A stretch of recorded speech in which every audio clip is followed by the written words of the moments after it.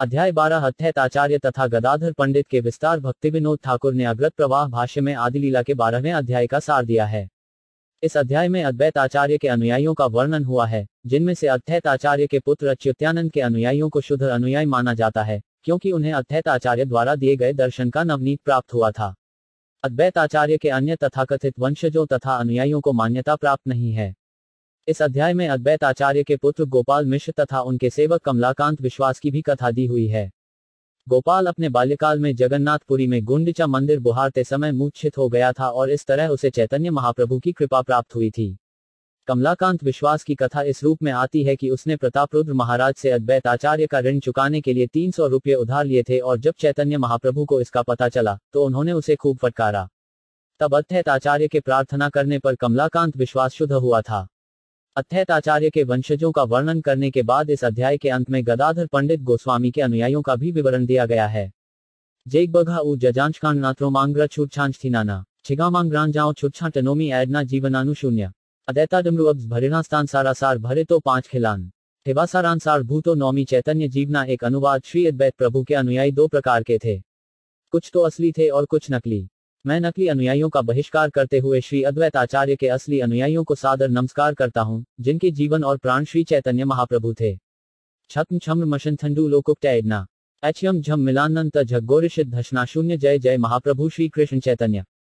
जय जय नित्यानंद जयाद्वैत धन्य। 2 अनुवाद। श्री चैतन्य महाप्रभु की जय हो, नित्यानंद प्रभु की जय हो और जय हो श्री अद्वैत प्रभु की। ये सभी धन्य हैं। लीदेचनिरंभव उत्ताशिजी कशिने 4 लोगंटबऊ छंतमा जौथो कशोंगे मोमरा घाट 7 श्री चैतन्यामा तरोद्वितीय स्कंथ रूपिण श्रीमदद्वैत चंद्रस्य शाखा रूपानानानुम 3 अनुवाद। मैं श्री चैतन्य रूपी नित्य वृषिश की द्वितीय शाखा सर्वयशस्वी अद्वैत प्रभु को तथा उनकी उपशाखा रूपी उनके अनुयायियों को सादर नमस्कार करता हूँ। यरे कुछ ग्रिच आहर्य टनौसा की डांग यच गौरथो शुइन ओआंग टलथो नौनी 8 वृक्ष द्वितीय स्कध आचार्य गोसाजी तारग्रत शाखा हेल तार लेखा नाई 4 अनुवाद। श्री अद्वैत प्रभु उस वृक्ष की द्वितीय बड़ी शाखा थे। उस वृक्ष की अनेक उपशाखाएं हैं, किंतु उन सभी का उल्लेख कर सकना असंभव है। छैदना बानी कृष्णा झटन तमटन मद झटन शुंडे कक वॉट फिटल मिटन 7 चैतन्य माली कृपा जले सेचने सर जले पुष्ट स्कंद बाड़े दिने दिने 5 अनुवाद। श्री चैतन्य महाप्रभु माली भी थे और ज्यों ज्यों वे अपने कृपा रूपी जल से इस वृक्ष को सींचते, त्यों त्यों नित्य प्रति उसकी सारी शाखाएं तथा उपशाखाएं बढ़ती जाती। मद छटक यच थम फन वेशनीन मरकुप टर्थंत फटन झरने छप जिन 7 सेत स्कंधे व्रत प्रेम फल उपजल से कृष्ण प्रेम फले जगत भरल 6 अनुवाद। इस चैतन्य रूपी वृक्ष की शाखाओं में जो भगवत प्रेम रूपी फल लगे वे इतने अधिक थे कि सारा संसार ही कृष्ण प्रेम से आप्लावित हो उठा। जड़े उन ऋटिक कटत गोंचांड मनांत रटन कुटल वाटर शाशान हुशेल विटांत एक से ही जल स्कंधे करे शाखाते सच जयार फले फुले बाड़े शाखा हडल विस्तार 7 अनुवाद। ज्यों ज्यों तना तथा शाखाएं सींची गईं, त्यों त्यों शाखाएं तथा उपशाखाएं बहुतायत से बढ़ती गईं और यह वृक्ष फलों तथा फूलों से लद गया। थनशंत छऊ अकबच जाशांटन भई गे शॉर्ट इमुमच टैशन एप्टवन कांग्रन 7 प्रथमे त एक मत आचार्य निर्गण पाछे दुई मत हेल दैवेर कारण 8 अनुवाद। प्रारंभ में अद्वैत आचार्य के सारे अनुयायी एक ही मत को मानते थे, किंतु बाद में वे संयोग से 2 भिन्न भिन्न मतों का अनुसरण करने लगे। तात्पर्य दैवेर कारण शब्द इंगित करते हैं कि भाग्य से या ईश्वर की इच्छा से अद्वैत आचार्य के अनुयायी 2 पक्षों में विभक्त हो गए। एक ही आचार्य के शिष्यों के बीच ऐसा विरोध गौड़ीय मठ के सदस्यों में भी पाया जाता है। प्रारंभ में 3 और विष्णुपाद परमहंस परिव्राजकाचार्य अष्टोत्तरशत श्री श्रीमद् भक्तिसिद्धांत सरस्वती ठाकुर प्रभुपाद की उपस्थिति में सारे शिष्यों में एक मत था, किंतु उनके तिरोभाव के तुरंत बाद उनमें मतभेद शुरू हो गया। एक पक्ष तो भक्तिसिद्धांत सरस्वती ठाकुर के आदेशों का पूरा पालन करता रहा, किंतु दूसरे पक्ष ने अपनी इच्छा पूर्ति के लिए अपना निजी मत गढ़ लिया। भक्तिसिद्धांत सरस्वती ठाकुर ने अपने प्रयाण के समय अपने सारे शिष्यों से एक परिचालक समिति गवर्निंग बॉडी बनाकर मिलकर प्रचार कार्य करने की अपील की थी। उन्होंने किसी एक विशेष व्यक्ति को अगला आचार्य बनने का आदेश नहीं दिया था, किंतु उनके शरीर छोड़ते ही उनके प्रमुख सचिवों ने बिना अधिकार के आचार्य पद हथियाने की योजना बना डाली और इस बात को लेकर वे 2 दलों में इस पर बढ़ गए कि अगला आचार्य कौन होगा। फलत दोनों ही दल असार अर्थात व्यर्थ थे, क्योंकि अपने गुरु के आदेश का उल्लंघन करने के कारण उनके पास कोई अधिकार नहीं था। यद्यपि गुरु का आदेश था कि परिचालक समिति बनाई जाए और गौड़ीय मठ का प्रचार कार्य संपन्न किया जाए, फिर भी दोनों अवैध पक्षों में मुकदमा चल पड़ा, जो 40 वर्षों बाद भी बिना किसी फैसले के चल रहा है। इसीलिए हम किसी पक्ष से संबंधित नहीं हैं, लेकिन चूंकि दोनों दलों ने गौड़ीय मठ संस्थान की भौतिक संपत्ति बांटने में व्यस्त रहने के कारण प्रचार कार्य बंद कर दिया था, इसलिए हमने समस्त पूर्ववर्ती आचार्यों के संरक्षण में चैतन्य संप्रदाय का विश्वभर में प्रचार करने के भक्तिसिद्धांत सरस्वती ठाकुर तथा भक्तिविनोद ठाकुर के व्रत को अपनाया और हम देख रहे हैं कि हमारा अकिंचन प्रयास सफल रहा है। हमने उन सिद्धांतों का पालन किया है जिन्हें श्री विश्वनाथ चक्रवर्ती ठाकुर ने भगवद गीता के श्लोक व्यवसायत्मिका बुद्धिरिके कुरुनंदन की व्याख्या में दिया है। विश्वनाथ चक्रवर्ती ठाकुर के इस आदेश के अनुसार यह शिष्य का कर्तव्य है कि वह अपने गुरु के आदेशों का दृढ़ता से पालन करे। आध्यात्मिक जीवन में प्रगति की सफलता का रहस्य शिष्य द्वारा गुरु के आदेशों में दृढ़ विश्वास रखना है। वेदों द्वारा इसकी पुष्टि हुई है, यस्य देवे पराभक्ति यथा देवे तथा गुरौ तस्यैते काथिता ह्यर्था प्रकाशते महात्मन। जो व्यक्ति गुरु तथा पूर्ण पुरुषोत्तम भगवान के वचनों पर अटूट श्रद्धा रखता है, उसे वैदिक ज्ञान में सफलता का रहस्य प्राप्त होता है। कृष्ण भावनामृत आंदोलन का प्रसार इसी सिद्धांत के अनुसार किया जा रहा है। इसीलिए विरोधी असुरों के अनेक व्यवधानों के बावजूद हमारा प्रचार कार्य सफलतापूर्वक चल रहा है, क्योंकि हमें अपने पूर्ववर्ती आचार्यों से सकारात्मक सहायता मिल रही है। हर काम का मूल्यांकन उसके फल से करना चाहिए। स्वघोषित आचार्य दल के सदस्य, जिन्होंने गौड़ीय मठ की संपत्ति हथियाई थी, संतुष्ट तो हैं, किंतु वे प्रचार कार्य में कोई प्रगति नहीं कर सके। अतएव उनके कार्यों के परिणाम के अनुसार उन्हें असार या व्यर्थ कहा जाएगा, जबकि अंतर्राष्ट्रीय कृष्ण भावनामृत संघ इस्कॉन की सफलता गुरु तथा गौरांग की अनुगामिनी होने से दिन प्रतिदिन सारे संसार में बढ़ती जा रही है। श्री भक्तिसिद्धांत सरस्वती ठाकुर चाहते थे कि अधिक से अधिक पुस्तकें छापी जाएं और विश्वभर में वितरित की जाएं। हमने इस कार्य को करने का यथाशक्ति प्रयास किया है और हमें आशातीत सफलता प्राप्त हो रही है। कुछू जाशन्य जानकर टकशु रुलग्या औषादच कबनना का टेंशन वो छंचार कहत आचार्य नाज्ञाय कहत स्वतंत्र स्वमत कल्पना करे दैव परतंत्र नौ अनुवाद। कुछ शिष्यों ने आचार्य के आदेशों का दृढ़तापूर्वक पालन किया और कुछ अन्य दैवी माया के वशीभूत होकर अपना स्वतंत्र मत गढ़ने के कारण भटक गए। तात्पर्य ये श्लोक भटकाव की शुरुआत का वर्णन करता है। जब शिष्यगण गुरु के आदेशों का दृढ़तापूर्वक पालन नहीं करते तो तुरंत दो मत हो जाते हैं, किंतु गुरु के मत से भिन्न कोई भी मत व्यर्थ असार होता है। आध्यात्मिक उन्नति में भौतिकतावादी आधार पर गढ़े गए विचारों को प्रविष्ट नहीं करने दिया जा सकता। यही भटकाव है। भौतिक विचारों में आध्यात्मिक उन्नति समंजित करने के लिए कोई स्थान नहीं है। जामहांटव न बच टैडे टमिए मच जान ओ अंत जानज्य न शिव छटन टमडे उ ज मांत्र 50 आचार्य मत ग्रेड से मत सार ताण आज्ञा लड्डी चले सत्य असार 10 अनुवाद। आध्यात्मिक जीवन में गुरु का आदेश ही जीवन सिद्धांत है। जो कोई गुरु की आज्ञा का उल्लंघन करता है वह तुरंत व्यर्थ असार हो जाता है। तात्पर्य ये श्री कृष्णदास कविराज गोस्वामी का मत है। जो व्यक्ति गुरु के आदेशों का कठोरता से पालन करते हैं वे भगवान की इच्छा को पूरा करने में उपयोगी होते हैं, किंतु जो गुरु के आदेशों से भटक जाते हैं वे असार हैं। जामांडवन नांटथ हेड नांडी थंडग्राजन डर जानेवाट कभी अकच शंबन 050 असारे नामे यहाँ नहीं प्रयोजन भेद जाने बारे करी एकत्र गणन 11 अनुवाद। जो असार हैं उनका नाम लेना व्यर्थ है। मैंने उनका उल्लेख केवल उपयोगी भक्तों से अंतर दिखलाने के लिए किया है। थोना रानी बांट देटच शानराम मस्टिड भैन नंद शौणा फेजाकाशम मश्छांत्र कब्रिटच 02 धान्य राशि मापे ग्रेछे पातना सहिते पश्चाते पातना उड़ा संस्कार करते 12 अनुवाद। पहले धान पुआल के साथ मिला रहता है और धान को पुआल से अलग करने के लिए उसे हवा देनी पड़ती है। तात्पर्य कृष्णदास कविराज गोस्वामी द्वारा दिया गया यह उदाहरण अत्यंत सटीक है। गौड़ीय मठ के सदस्यों पर ऐसी ही विधि लागू होती है। भक्तिसिद्धांत सरस्वती ठाकुर के शिष्य तो अनेक हैं, किंतु यह निर्णय करने के लिए कि वास्तव में कौन उनका शिष्य है और उन्हें उपयोगी तथा असार में विभाजित करने के लिए ऐसे शिष्यों द्वारा गुरु की इच्छा पूरी करने वाले कार्यकलापों को जानना होगा। भक्तिसिद्धांत सरस्वती ठाकुर ने भारत के बाहर श्री चैतन्य महाप्रभु के संप्रदाय को फैलाने का भरसक प्रयत्न किया। जब वे जीवित थे तब वे श्री चैतन्य महाप्रभु के संप्रदाय का प्रचार करने के लिए शिष्यों को भारत से बाहर के देशों में भेजने के लिए प्रोत्साहन देते थे, किंतु इन शिष्यों को सफलता नहीं मिली, क्योंकि वे लोग विदेशों में अपने संप्रदाय का प्रचार करने के प्रति वास्तव में गंभीर नहीं थे। वे तो विदेशों में जाने का श्रेय मात्र लूटना चाहते थे और भारत में उसी बल पर अपने आप को विदेश से लौटे प्रचारकों के रूप में विज्ञापित करना चाहते थे। अनेक सन्यासियों ने प्रचार की इस दिखावटी विधि विगत 80 वर्षों से भी अधिक समय से अपना रखी है, किंतु इनमें से कोई भी कृष्ण भावनामृत के असली संप्रदाय का प्रचार सारे विश्व में नहीं कर पाया। वे भारत लौटकर यह झूठा विज्ञापन करते रहे कि उन्होंने सारे विदेशियों को वेदांत या कृष्ण भावनामृत के विचारों वाला बना दिया है। इसके बाद वे भारत में चंदा एकत्र करके विलासी जीवन बिताने में मग्न हो गए। जिस प्रकार व्यर्थ पुआल से धान अलग करने के लिए हवा देनी पड़ती है, उसी तरह कृष्णदास कविराज गोस्वामी द्वारा संस्तुत विधि स्वीकार करके ये बड़ी आसानी से जाना जा सकता है कि कौन असली विश्व प्रचारक है और कौन व्यर्थ है। जे चुछानंत वबु बौभी जानछार्य बन जानजिलना टम्विना टराटेश टरेछना 5-07 अच्युत्यानंद बड़ शाखा आचार्य नंदन आजन सेवला तेहो चैतन्य चरण 13। अनुवाद अद्वैत आचार्य की एक विशाल शाखा थे उनके पुत्र अच्युत्यानंद। वे अपने जीवन के प्रारंभ से ही चैतन्य महाप्रभु के चरण कमलों की सेवा में संलग्न रहे।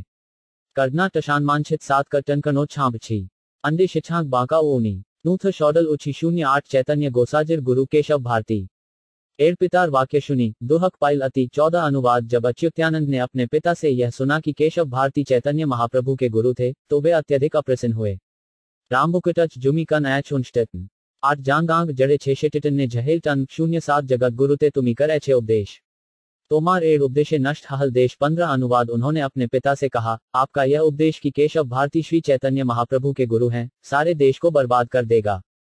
छोष्ट छुबिटनव 7 का टैचना टोगोजी 8 ओआम 7 का जना थछे टकान भोट नाडे 07-14 भुवनेर गुरु चैतन्य गोसाजी तार गुरु अन्य एक कौन शास्त्रे नाई 16। अनुवाद श्री चैतन्य महाप्रभु तो 14 लोकों के गुरु हैं, किंतु आप बतलाते हैं कि उनका गुरु कोई अन्य है। इसकी पुष्टि किसी मान्य शास्त्र द्वारा नहीं होती।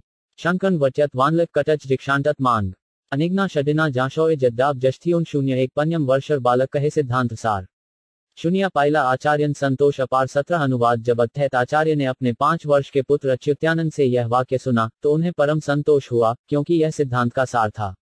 तात्पर्य भक्ति सिद्धांत सरस्वती ठाकुर ने 13वें से 17वें श्लोक की टीका करते हुए अद्वैत आचार्य की वंशावली का विस्तृत वर्णन किया है। चैतन्य भागवत के अंत्य खंड के पहले अध्याय में बतलाया गया है कि अच्युत्यानंद अद्वैत आचार्य प्रभु के ज्येष्ठ पुत्र थे। अद्वैत चरित नामक एक संस्कृत ग्रंथ में कहा गया है, अद्वैत आचार्य प्रभु के 3 पुत्र हुए और वे भगवान चैतन्य के भक्त थे। इनके नाम थे अच्युत, कृष्ण मिश्र तथा गोपाल दास। ये तीनों उनकी पत्नी सीता देवी की कोख से जन्मे थे। अद्वैत आचार्य के 3 पुत्र और थे, जिनके नाम थे बलराम, स्वरूप तथा जगदीश। इस तरह उनके कुल 6 पुत्र थे। इन 6 में से 3 चैतन्य महाप्रभु के कट्टर अनुयायी थे और इनमें से अच्युत्यानंद ज्येष्ठ थे। अद्वैत प्रभु का विवाह 15वीं शताब्दी के प्रारंभ 15वीं शताब्दी ई के अंतिम भाग में हुआ था। जब चैतन्य महाप्रभु 1433-1434 शकाब्द 1511-12 ई में जगन्नाथपुरी से वृंदावन जा रहे थे, तो वे रामकेली गांव जाना चाहते थे। तब अच्युत्यानंद केवल 5 वर्ष के थे। चैतन्य भागवत अंत्य खंड 4th अध्याय के अनुसार अच्युत्यानंद उस समय केवल 5 वर्ष के थे और नग्न खड़े थे, 25 वयस मधुर दिगंबर। इसलिए यह निष्कर्ष निकलता है कि अच्युत्यानंद का जन्म 1428 शकाब्द 1506 ई में हुआ होगा। अच्युत्यानंद के जन्म के पूर्व अद्वैत प्रभु की पत्नी सीता देवी चैतन्य महाप्रभु को उनके जन्म के समय देखने गई थी। अतएव असंभव नहीं है कि 1407 से 1428 शकाब्द 1486-1507 ई के बीच के 21 वर्षों में अद्वैत प्रभु से उन्हें 3 पुत्रों की प्राप्ति हुई हो। सीताद्वैत चरित नामक एक अप्रामाणिक बौगला पुस्तक में, जो 1792 शकाब्द 1870 ई में नित्यानंद दैनियान्मिक अप्रामाणिक अखबार में छपी थी, ये बतलाया गया है कि अच्युत्यानंद श्री चैतन्य महाप्रभु के सहपाठी थे।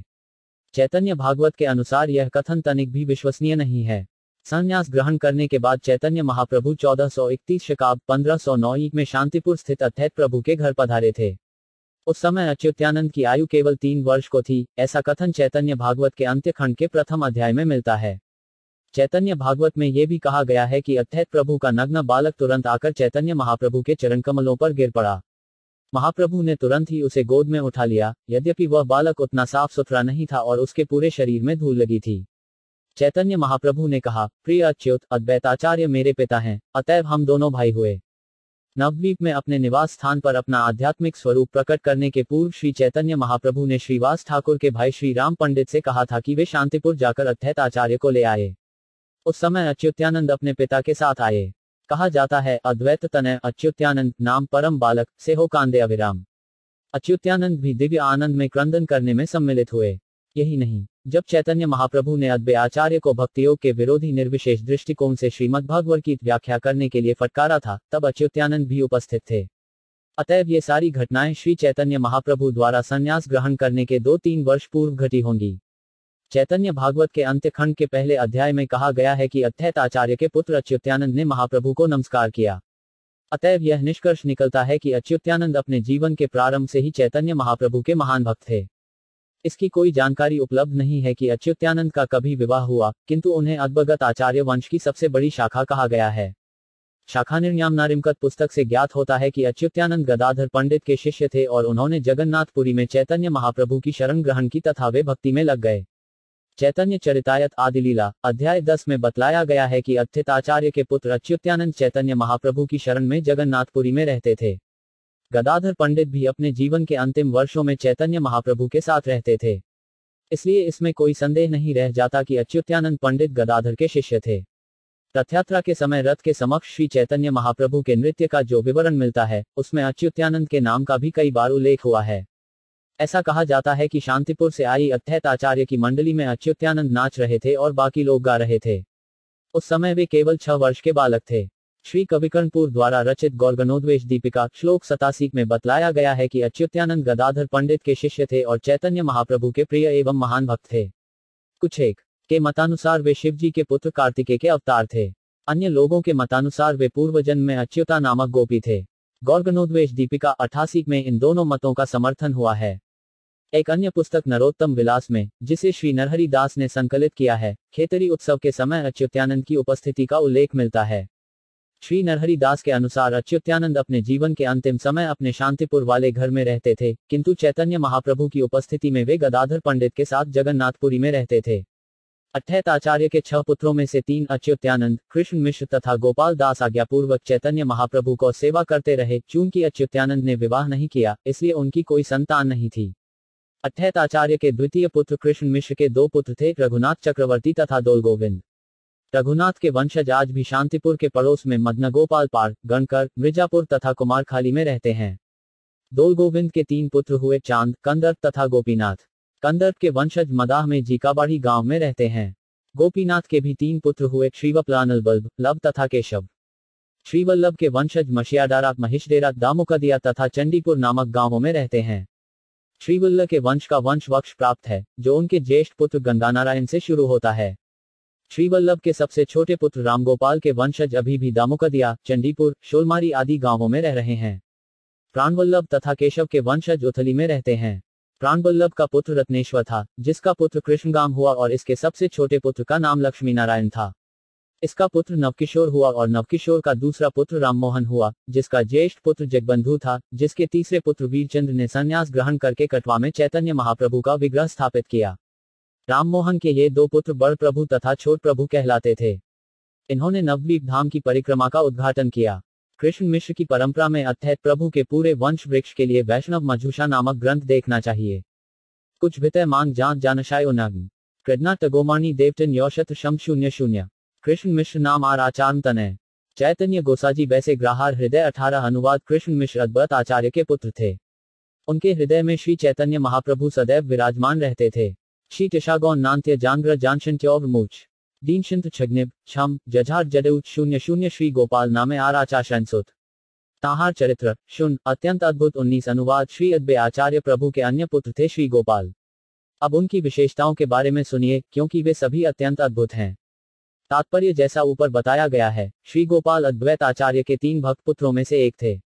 चैतन्य चरितामृत मध्यलीला अध्याय 12 श्लोक 143-149 में उनके जीवन तथा चरित्र का और वर्णन हुआ है। अदचितस्ताई मन्नहितित मशंधधूत मनमुदत कीरुटन नर्दस्करण बस दथंग मूत्य 20 गुंडिचा मंदिरे महाप्रभुर सम्मुखे कीर्तरे नर्तन करे बड़ प्रेम सुखे 20 अनुवाद। जब भगवान चैतन्य अपने हाथ से जगन्नाथपुरी में गुंडिचा मंदिर की सफाई करते थे, तब गोपाल बड़े प्रेम और मुदित भाव से महाप्रभु के समक्ष नाचता था। तात्पर्य गुंडिचा मंदिर जगन्नाथपुरी में स्थित है और प्रतिवर्ष जगन्नाथ, बलभद्र तथा सुभद्रा के विग्रह जगन्नाथ मंदिर से निकलकर यहाँ 8 दिनों तक रुकते हैं। जब चैतन्य महाप्रभु जगन्नाथपुरी में रह रहे थे, तब वे प्रतिवर्ष अपने प्रमुख भक्तों के साथ इस मंदिर की सफाई करते थे। चैतन्य चरितामृत के गृंडिचामार्जन अध्याय में इसका स्पष्ट वर्णन हुआ है। 7 नौनंछुतौंगेतम तजू रौचनन छुटे टभान मांडी 8 डिसरी बदल आयनंतिच घन 90 नाना भावोद्गम देहे अद्भुत नर्तन दूर गोसाजी हरि बले आनंदित मन 21 अनुवाद। जिस समय चैतन्य महाप्रभु तथा अद्वैत प्रभु हरे कृष्ण मंत्र का कीर्तन करते तथा नाचते थे, तब उनके शरीरों में विविध भावातिरिक्त के लक्षण प्रकट होने लगते और उनके मन अत्यंत प्रमुदित होते थे। नाहिटिड नानंटिड भोशान इडिन मूलदिड डुटिमटच शिजिन टर्टिश नोडिक जमशवी 49 नाचिते नाचिते गोपाल हडल मूर्छित भूमिते पढ़ील देहे नाहिक संवित 22 अनुवाद। जब वे सब नाच रहे थे तब गोपाल नाचते नाचते मूर्छित हो गया और भूमि पर गिरकर अचेत हो गया। पुष्टिच डडेला जाय श्रृंबस कौंटन नशे सका कटत नृभिष्टकन बल शड़िया 57 दूख हित हरला आचार पुत्र को ले लया आई। रक्षा करे नरसिनेर मंत्र पढ़िया 23 अनुवाद। अद्वैत आचार्य प्रभु अत्यंत दुखी हुए। वे अपने पुत्र को अपनी गोद में उठाकर उसकी रक्षा के लिए नरसिंह मंत्र का उच्चारण करने लगे। नाना भन शैठफुन जाहार्य ना शमद छछन जामहांत्यवन छु और तथ्यकव कटवन कना नन्ना 28 नाना मंत्र पढ़े नाचार्यन ना है चेतन। आचार्य दोखे वैष्णव करें क्रंदन 24 अनुवाद। अद्वैत आचार्य ने विविध मंत्रों का उच्चारण किया किंतु गोपाल को होश नहीं आया। अतएव वहां पर उपस्थित सारे वैष्णव उनकी व्यथा से शोकातुर होकर रोने लगे। ऊ घशिंथू दीव झटन शचथत्री 56 भाथौन एकल वंत झत्री इंती 37 तबे महाप्रभु ताण हृदय हस्त हरी उठे गोपाल कई बल हरि हरि 25 अनुवाद। तब चैतन्य महाप्रभु ने गोपाल की छाती पर अपना हाथ रखा और उससे कहा, प्रिय गोपाल उठो और भगवान पवित्र नाम का कीर्तन करो। उन्तिन भाषान थे दुत स्थर्ग श्वनी खनी जानंतित शश जदव कटम इप्सनी श्वनी 27 उठिल गोपाल प्रभु स्पर्श ध्वनि सुनी आनंदित हा सबे करे हरि ध्वनि 26 अनुवाद। जब गोपाल ने महाप्रभु की आवाज सुनी और उनके स्पर्श का अनुभव किया तो वह तुरंत उठ पड़ा और सारे वैष्णव खुशी में हरे कृष्ण महामंत्र का कीर्तन करने लगे। जान सुंदर्यव जांच शुंभ शिवन जांद जांच शुंभ अकनश भौथा 6 नांद 21 आचार्य ने आर पुत्र श्री बलराम आर पुत्र स्वरूप शाखा जगदीश नाम 27 अनुवाद। अध्यत आचार्य के अन्य पुत्र श्री बलराम स्वरूप तथा जगदीश थे। तात्पर्य अद्वैत चरित नामक संस्कृत ग्रंथ में लिखा है कि बलराम स्वरूप तथा जगदीश अद्वैत आचार्य के चौथे, पांचवें तथा छठे पुत्र थे। इस तरह उनके 6 पुत्र थे। ये तीनों स्मार्त या मायावादी थे, अतएव वैष्णव समाज द्वारा परित्यक्त थे। कभी कभी मायावादी वैष्णव अर्थात विष्णु भक्त होने का ढोंग करते हैं, किंतु वास्तव में वे विष्णु को पूर्ण पुरुषोत्तम परमेश्वर नहीं मानते, क्योंकि वे शिव, दुर्गा, सूर्यदेव तथा गणेश को परमेश्वर तुल्य समझते हैं। ये लोग सामान्यतया पशुपासक स्मार्त कहलाते हैं, अतएव इनकी गणना वैष्णवों में नहीं की जानी चाहिए। विस्मयादिबोधक चिन्ह। बलराम की 3 पत्नियां तथा 9 पुत्र थे। पहली पत्नी से उत्पन्न उनके सबसे छोटे पुत्र का नाम मधुसूदन गोस्वामी था। उन्होंने भट्टाचार्य उपाधि ग्रहण की और स्मार्त पंथ या मायावादी दर्शन स्वीकार किया। श्री भक्तिसिद्धांत सरस्वती ठाकुर लिखते हैं कि गोस्वामी भट्टाचार्य के पुत्र श्री राधारमण गोस्वामी भट्टाचार्य ने गोस्वामी की पदवी अस्वीकार कर दी, क्योंकि यह सामान्यतया सन्यासियों की सूचक पदवी है। जो व्यक्ति अब भी गृहस्थाश्रम में हो उसे गोस्वामी पदवी का दुरुपयोग नहीं करना चाहिए। श्री भक्तिसिद्धांत सरस्वती ठाकुर ने जाति से गोस्वामी लोगों को मान्यता नहीं दी है, क्योंकि वे उन 6 गोस्वामियों की पंक्ति में नहीं थे जो चैतन्य महाप्रभु के प्रत्यक्ष शिष्य थे। इन 6 गोस्वामियों के नाम थे श्री रूप गोस्वामी, श्री सनातन गोस्वामी, श्री भट्ट रघुनाथ गोस्वामी, श्री गोपाल भट्ट गोस्वामी, श्री जीव गोस्वामी तथा श्री रघुनाथ दास गोस्वामी। श्री भक्तिसिद्धांत सरस्वती ठाकुर ने कहा है कि गृहस्थ आश्रम तो इंद्रिय तृप्ति के लिए एक प्रकार की छूट है, अतएव गृहस्थ को चाहिए कि वह झूठे ही गोस्वामी पदवी ग्रहण न करे। इस्कॉन आंदोलन ने कभी भी गोस्वामी की पदवी किसी गृहस्थ को प्रदान नहीं की है। यद्यपि इस्कॉन में दीक्षित सारे सन्यासी तरुण हैं, किंतु हमने उन्हें स्वामी एवं गोस्वामी पदवियां इसलिए प्रदान की हैं क्योंकि श्री चैतन्य संप्रदाय का प्रचार करने के लिए उन्होंने अपना जीवन समर्पित कर दिया है। श्री भक्तिसिद्धांत सरस्वती ठाकुर उल्लेख करते हैं कि गृहस्थ जाति गोस्वामी न केवल गोस्वामी उपाधि का अनादर करते हैं, अपितु स्मार्त रघुनंदन के सिद्धांतों पर चलते हुए श्राद्ध कर्म के समय वे अद्वैत आचार्य का तिनके का पुतला जलाकर मूर्खता का प्रदर्शन करते हैं और इस तरह राक्षसी कर्म करते हैं तथा वैष्णवों के मार्गदर्शक हरिभक्ति विलास का अनादर करते हैं। श्री भक्तिसिद्धांत सरस्वती ठाकुर कहते हैं कि कभी कभी ये स्मार्त जाति गोस्वामी वैष्णव दर्शन पर पुस्तकें लिखते हैं या मूल शास्त्रों की टीकाएं लिखते हैं, किंतु शुद्ध भक्तों को चाहिए कि इनको पढ़ने से अपने आप को सावधानी पूर्वक बचाएं। कबमनान कांड विश्वोष नांत जहार्य किकता जहाँ है कावशंज जब छाशंत्र भोछ 40 कमलाकांत विश्वास नाम आचार्य के दूर आचार्य व्यवहार सप्ताहार गोचर 28 अनुवाद। आचार्य अदे का अत्यंत विश्वासपात्र नौकर कमलाकांत विश्वास अद्वैत आचार्य के सारे आचारों व्यवहारों को जानता था। तात्पर्य आदिलीला 10.149 में उल्लिखित कमलानंद तथा मध्यलीला 10.94 में उल्लिखित कमलाकांत एक ही व्यक्ति हैं। कमलाकांत चैतन्य महाप्रभु का अत्यंत विश्वस्त सेवक था। वह ब्राह्मण कुल में उत्पन्न था और अद्वैत आचार्य के निजी सचिव के रूप में कार्य करता था। जब परमानंद पुरी नवद्वीप से जगन्नाथपुरी गए तब वे अपने साथ कमलाकांत विश्वास को लेते गए और वे दोनों चैतन्य महाप्रभु का दर्शन करने जगन्नाथपुरी गए। मध्यलीला 10,940 में उल्लेख है कि चैतन्य महाप्रभु का एक ब्राह्मण भक्त कमलाकांत परमानंदपुरी के साथ जगन्नाथपुरी गया। मीनाइटन टर्क्षण अक्षंजिका निशिवा थंजान शिकटेक शो एल शोरीडिया 94 नीलाचले तेहो एक पत्रिका लिखिया। प्रतापरुद्र ने 5 दिल पाठाया 29 अनुवाद। जब कमलाकांत विश्वास जगन्नाथपुरी में था तो उसने किसी के हाथों एक चिट्ठी महाराज प्रतापरुद्र के पास भेजी। नशे शंबरीग्य कशां जाहर्य नानशी झांटना काम भटक टन शंजी जाडेल थडद आंटन 70 से ही पत्रीर कथा आचार नहीं जाने कौन पाके से पत्री आयल प्रभु स्थाने 30 अनुवाद। किसी को इस चिट्ठी के विषय में पता नहीं था, किंतु ये चिट्ठी किसी तरह श्री चैतन्य महाप्रभु के हाथ लग गई। ज शबीटे टंता जाटई और उपलेशेन रेशुटक जाशांटेट कतनिग्राट शासन 70 से पत्नी ते लेखा आछे एड़ लिखना ईश्वर्त में आचार घररे कर्याछे स्थापन 31 अनुवाद है। इस चिट्ठी में यह प्रमाणित किया गया था कि अद्वैत आचार्य भगवान के अवतार हैं। किज्जू डांब एंटव किछु अड्डेग्रांट क्षण जन टनथिवांदत 86 छक्का बैट दिन 72 किंतु ताण दैवे किछु हया छे ऋण शोधित बारे चाही तड्डाशत 32 अनुवाद। किंतु साथ ही यह भी उल्लेख था कि अद्वैत आचार्य के ऊपर हाल ही में 300 रुपये का ऋण चढ़ गया है, कमलाकांत विश्वास जिसको चुकाना चाहता है। शम श्रेणियां थैधस घटन देशन नुईत वॉन्डिटत शंभिना किछु तटल इंच शुर 77 पत्र पढ़िया प्रभुर मने हेल दुहक बाहिरे हासिया किछु बले चंद्र सुख 33 अनुवाद। चैतन्य महाप्रभु ये चिट्ठी पढ़कर अत्यंत दुखी हुए, यद्यपि ऊपर से उनका मुख अब भी चंद्रमा के समान चमक रहा था। इस प्रकार हंसते हुए महाप्रभु ने ये कहा, जामहांचेट छाशिग्नाटच कबिंग जेश्रत डेटिश तलशान्य नांडी आंशना एल्छ केशत 78 आचार दौररे स्थापियाछे करिया ईश्वर इथे दोष नाही आचार्य दैवत ईश्वर 34 अनुवाद। उसने अद्वैत आचार्य को भगवान के अवतार के रूप में स्थापित कर दिया है। इसमें कोई दोष नहीं है, क्योंकि वे सचमुच साक्षात भगवान हैं। वल्थेतन एहना कतनी कब्जिग्राटच शिका उदट वेच 7 कबनी कवनांडिव शिक्रला 77 ईश्वरे दैन्य करी कर्याछे भिक्षा अतएव दंड करी कराइब शिक्षा 35 अनुवाद। किंतु उसने भगवान के अवतार को निर्धनता ग्रस्त भिक्षुक बना दिया है, अतएव मैं उसकी इस भूल को सुधारने के लिए उसे पाठ पढ़ाऊंगा। तात्पर्य किसी व्यक्ति को ईश्वर या नारायण का अवतार कहना और साथ ही साथ उसे गरीबी से त्रस्त बतलाना विरोधात्मक है और यह सबसे बड़ा अपराध भी है। मायावादी दार्शनिक ये प्रचार करने में लगे हुए हैं कि हर व्यक्ति ईश्वर है और वे वैदिक संस्कृति को विनष्ट कर रहे हैं। ये गरीब मनुष्य को दक्षिणारायण कहकर वर्णन करते हैं। चैतन्य महाप्रभु को कभी भी ऐसे मूर्ख और अप्रामाणिक विचार स्वीकार नहीं थे। उन्होंने दृढ़तापूर्वक आगाह किया है, मायावादी भाष्य सुनने है सर्वनाश। जो कोई मायावादी दर्शन का अनुगमन करता है, समझ लो उसका विनाश हो चुका। ऐसे मूर्ख को दंडित करके सुधारे जाने की आवश्यकता है। यद्यपि यह कहना विरोधमूलक है कि भगवान या उनका अवतार दरिद्र है, किंतु शास्त्रों में हम पाते हैं कि जब भगवान वामन के रूप में अवतरित हुए तब उन्होंने महाराज बलि से कुछ भूमि मांगी। किंतु हर कोई यह जानता है कि वामनदेव जरा भी दरिद्र न थे। महाराज बलि से कुछ भिक्षा मांगना तो उन पर कृपा करने की एक युक्ति थी। जब महाराज बलि ने सचमुच भूमि दे दी तो वामनदेव ने अपने सर्वशक्ति मापदंड का प्रदर्शन तीनों लोगों को अपने 3 चरणों से नापकर किया। हमें चाहिए कि ऐसे तथाकथित दरिद्र नारायणों को अवतार न माने, क्योंकि ये ईश्वर के असली अवतारों के ऐश्वर्य को प्रदर्शित करने में पूर्णतया अक्षम रहते हैं। जो बिलटन जानखाफिल हैश झांसी देश वॉफनिया विश्वोत्म धशा नाशिटिव जामिट 77 गोविंद्र आज्ञा दिल यहाँ आजी हैते बाउलिया विश्वासे अथ नादिबे आसिते 36 अनुवाद। महाप्रभु ने गोविंद को आज्ञा दी, आज से उस बाउलिया कमलाकांत विश्वास को यहाँ मत आने देना। तात्पर्य बाउलिया या बाउल उन 13 अवैध संप्रदायों में से एक है जो अपने आप को चैतन्य महाप्रभु के अनुयायी बतलाते हैं। महाप्रभु ने अपने निजी सहायक गोविंद को आज्ञा दी कि कमलकांत विश्वास को उनके सामने न आने दिया जाए, क्योंकि वह बाउलिया बन गया है।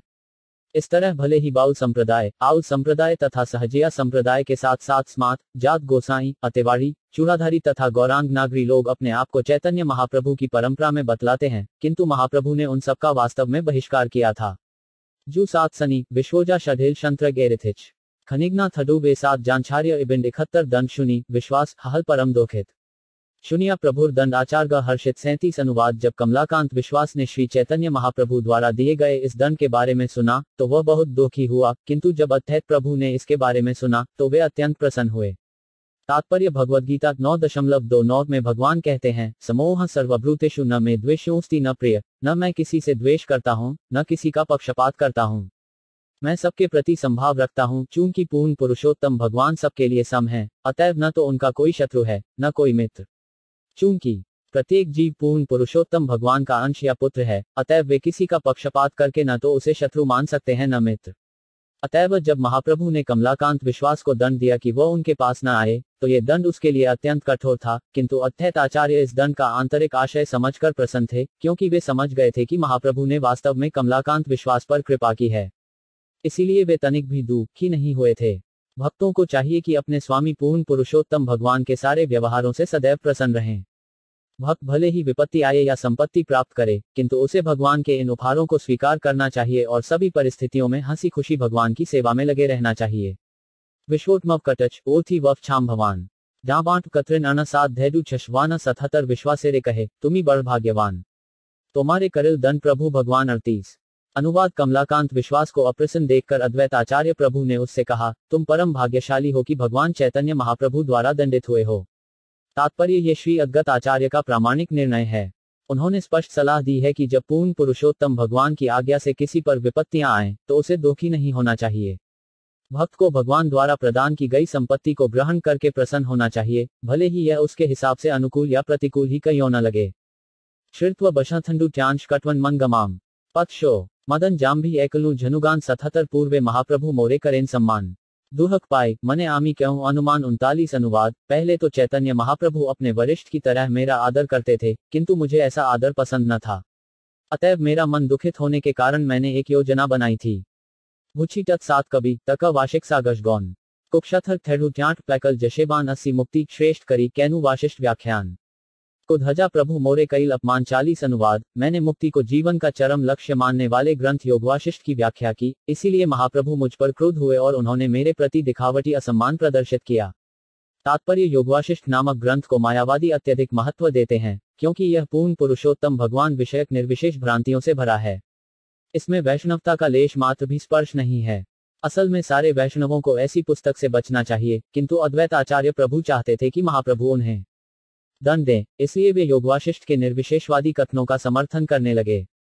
इसलिए भगवान चैतन्य महाप्रभु उन पर क्रुद्ध हो गए और एक तरह से महाप्रभु ने उनका अपमान किया। एसात भौंड गैश्म जगांत शंतना आनना यही सात शोडेन छाम भवान भी मुकुंद नवासी दन पाहल मोर परमानंद थरे दन पायल भाग्यवान श्री मुकुंद 41। अनुवाद चैतन्य महाप्रभु से प्रताड़ित होकर मैं परम प्रसन्न हुआ कि मुझे भी श्री मुकुंद जैसा दन प्राप्त हुआ है। तात्पर्य श्री मुकुंद चैतन्य महाप्रभु के अच्छे मित्र एवं संगी थे और वे ऐसे अनेक स्थानों में जाते रहते थे जहाँ के लोग वैष्णव संप्रदाय के विरुद्ध थे। जब श्री चैतन्य महाप्रभु को इसका पता चला तो उन्होंने मुकुंद को दंड दिया और उन्हें अपना मुंह दिखाने से मना कर दिया। यद्यपि चैतन्य महाप्रभु फूल के समान कोमल थे, किंतु वे बस के समान कठोर भी थे और हर व्यक्ति मुकुंद को श्री चैतन्य महाप्रभु के समक्ष भेजने में भय खाता था। इसलिए मुकुंद ने अत्यधिक दुखी होने के कारण अपने मित्रों से पूछा कि क्या कभी उसे महाप्रभु का दर्शन करने दिया जाएगा या नहीं। जब भक्तगण ये प्रश्न लेकर महाप्रभु के पास पहुंचे तो उन्होंने उत्तर दिया, मुकुंद लाखों वर्षों बाद मेरा दर्शन करने की अनुमति पा सकेगा। जब लोगों ने ये जानकारी मुकुंद को दी तो वह हर्ष से नाचने लगा और जब महाप्रभु ने सुना कि लाखों वर्षों बाद दर्शन पाने के लिए वह धैर्यपूर्वक प्रतीक्षा कर रहा है, तो उन्होंने उसे तुरंत वापस आने को कहा। चैतन्य भागवत मध्यखंड 10वें अध्याय में मुकुंद के दंड से संबंधित एक कथन है। 8 शोडेन थी गंजे छाकरेवडी नए 7 शाप जन टनाक शॉटव कछी 855 त्रेदन पायल श्री शची भाग्यवती से दंड प्रसाद अन्य लोक पावे कति 42। अनुवाद ऐसा ही दंड माता शची देवी को मिला था। भला ऐसा दंड पाने में उनसे अधिक और कौन भाग्यवान हो सकेगा। तात्पर्य चैतन्य भागवत मध्यखंड अध्याय 22 में उल्लेख है कि माता शची देवी को इसी प्रकार का दंड मिला था। माता शची देवी ने अपनी सत्री प्रकृति दिखलाते हुए आरोप लगाया था कि अद्वैत प्रभु ने उनके पुत्र को सन्यासी बनने के लिए उकसाया है। चैतन्य महाप्रभु ने इस आरोप को अपराध मानते हुए शची देवी से कहा कि वे अपना अपराध मिटाने के लिए अद्वैत प्रभु के चरण कमलों का स्पर्श करें। औकड़ी जाओ यह दंड कबिशा जान श्वांग जाननिछि डडेगा जाहिन मशन थडु शांग 87 एत कही आचार्यन तौरे करिया आश्वास आनंदित हड्य आयल महाप्रभु पाश 43। अनुवाद इस प्रकार से कमलाकांत को आश्वासन देने के बाद श्री अद्वैत आचार्य प्रभु श्री चैतन्य महाप्रभु का दर्शन करने गए। थेडुटिक कटिन -8 बांग नाबुशी 7 नोला जाम्बा दष्टच थंजान शोम कब्रना कबना 88 प्रभु के कहें तो मार ना बुझी ए लीला आमा हेते प्रसाद पात्र करीला कमला 44। अनुवाद श्री अद्वैत आचार्य ने भगवान चैतन्य से कहा, आपकी दिव्य लीलाएं मेरी समझ में नहीं आ सकती। आप मुझ पर जितनी कृपा करते हैं उससे अधिक कृपा आपने कमलाकांत पर की है। जाम्भाटवा करु जेडे ना स्थम्मान 8 डांगांत छन्नदन जाम्भी की टेकन जर्भंत्रांत 87 आमारे कभू ग्रेई ना है प्रसाद तोमार चरणे आमी की कैनु अपराध 45। अनुवाद आपने कमलाकांत पर जो कृपा की है वह इतनी महान है कि आपने मुझ पर कभी भी ऐसी कृपा नहीं की। भला मैंने आपके चरण कमलों पर कौन सा ऐसा अपराध किया है कि आपने ऐसी कृपा मुझ पर नहीं दिखलाई। तात्पर्य यहाँ पर अद्वैत आचार्य को पहले जो दंड दिया गया है उसका संदर्भ है। जब अद्वैत आचार्य प्रभु योगवाशी फिर रहे थे तब चैतन्य महाप्रभु ने उन्हें पीटा था, किंतु उन्होंने कभी यह नहीं कहा था कि आप मेरे पास कभी मत आना, किंतु कमलाकांत को यह आदेश मिला था कि वह कभी उनके पास न आए, इसलिए श्री अद्वैत आचार्य प्रभु चैतन्य महाप्रभु को यह बतलाना चाह रहे थे कि उन्होंने कमलाकांत विश्वास पर अधिक कृपा की है, कईयों की उसे अपने पास आने से मना कर दिया है, जबकि उनके साथ उन्होंने वैसा नहीं किया। इसलिए कमलाकांत के प्रति प्रदर्शित कृपा अद्वैत आचार्य पर की गई कृपा से बढ़कर थी। अच्छू सनी बशाथंधु शांजिटच नाम भी ना वानारेगा कबनान का हर थम्मन शशेना 87 ऐतशुनी महाप्रभु हासिते लागला बोला या कमलाकांते प्रसन्न हडहला 46 अनुवाद। ये सुनकर चैतन्य महाप्रभु हर्षित होकर हंसने लगे और तुरंत ही उन्होंने कमलाकांत विश्वास को बुलाया। जाहार्य कटच डैशंटेक टनकटन मिटनेत ननन जुडे धनकांट टू कटप त्याट विदुबनन 84 आचार्य कहे एहा के केने दिले दर्शन दूर प्रकारिते करे मोरे विडंबन 47 अनुवाद। तब अद्वैत आचार्य ने चैतन्य महाप्रभु से कहा, आपने इस व्यक्ति को फिर से कईयों बुलाया और इसे अपने दर्शन की कईयों अनुमति दी है। इसने तो मुझे 2 प्रकार से धोखा दिया है। खनिगा थैडू घन थंगन छडन मुझा जडन कशो मटर टम रानल 80 शून्य प्रभुर मन प्रसन्न हल दुनार अंतर कथा दूहे से जानल 48 अनुवाद। जब चैतन्य महाप्रभु ने यह सुना तो उनका मन प्रसन्न हो गया। केवल वे ही एक दूसरे के मन की बातें समझ सकते थे। ठंडू कट वानुनिगा जैटच कांटिश कब आहांटन लचका धर्भ शन्नी टम जांत 85% प्रभु कहे बाउलिया ऐछे काहे कर आचार्य लग्या धर्म हानि से आचर 49 अनुवाद। श्री चैतन्य महाप्रभु ने कमलाकांत को समझाया, तुम तो बाउलिया हो जिसको वस्तुओं की सही स्थिति के बारे में ज्ञान नहीं होता है। तुम इस तरह क्यों करते हो? तुम अज्ञात आचार्य की गोपनीयता को क्यों भंग करते हो तथा उनके धार्मिक सिद्धांतों को क्षति पहुंचाते हो? तात्पर्य कमलाकांत विश्वास ने अज्ञानवश जगन्नाथपुरी के राजा महाराज प्रतापरुद्र से अद्वैत आचार्य के 300 रुपयों का ऋण समाप्त करने की याचना को थी, किंतु साथ ही यह भी स्थापित किया था कि अद्वैत आचार्य पूर्ण पुरुषोत्तम भगवान के अवतार हैं। यह विरोधात्मक है। भगवान के अवतार इस भौतिक जगत किसी भी व्यक्ति के ऋणी नहीं हो सकते। चैतन्य महाप्रभु इस प्रकार के विरोधाभास से कभी भी प्रसन्न नहीं होते, जिसे पारिभाषिक रूप से रसाभास अथवा एक रस के ऊपर दूसरे रस का अतिक्रमण कहते हैं। यह उसी प्रकार का विरोधाभास है जिस प्रकार की नारायण का दरिद्र होना दक्षिणायन थाडित फ्रेंच को ना कब्रित जांज धन विभगनीत जब चाटन पुटे झस भन 70 प्रतिग्रह कभू ना करिबे राजधन विषयी अन्न खाइले दुष्ट है मन 50 अनुवाद। मेरे गुरु अद्वैत आचार्य को धनी पुरुषों या राजाओं से दान कभी भी स्वीकार नहीं करना चाहिए, क्योंकि यदि कोई गुरु ऐसे भौतिकतावादियों का धन या अन्न स्वीकार करता है तो उसका मन दूषित हो जाता है। तात्पर्य भौतिकतावादी व्यक्तियों से धन या भोज्य पदार्थ स्वीकार करना अत्यंत खतरनाक होता है, क्योंकि ऐसा करने से दान लेने वाले का मन दूषित हो जाता है। वैदिक प्रथा के अनुसार दान सन्यासियों तथा ब्राह्मणों को देना चाहिए, क्योंकि ऐसा करने से पाप से मुक्ति होती है।